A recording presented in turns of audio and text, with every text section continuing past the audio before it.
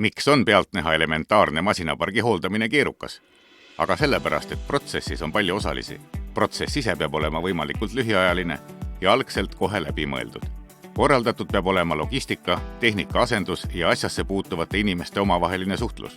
Varuosad ning tarvikud peavad olema tarnitud.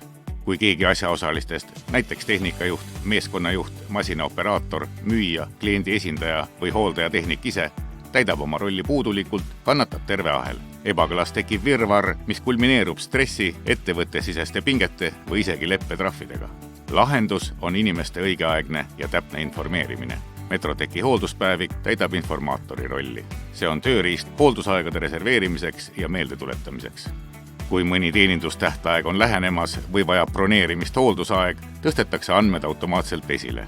Ühelt poolt annab see ajavaru remondi planeerimiseks ja teiselt poolt tuletab meelde tähtpäeva lähenemist. Hetkenäitu uueneb reaalajas ise.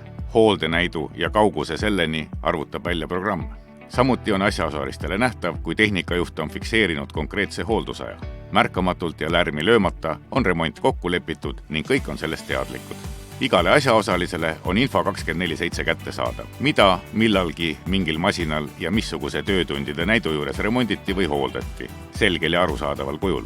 Lihtne otsida ja kiire leida. Väärt võimalus ka masina müümisel.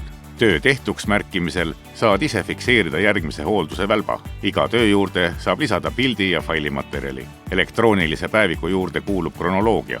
Iga töö kohta on muutmisajalugu, kus on kirjas, kes millal mingi kande sisestas või mida mingi kande juures muutis.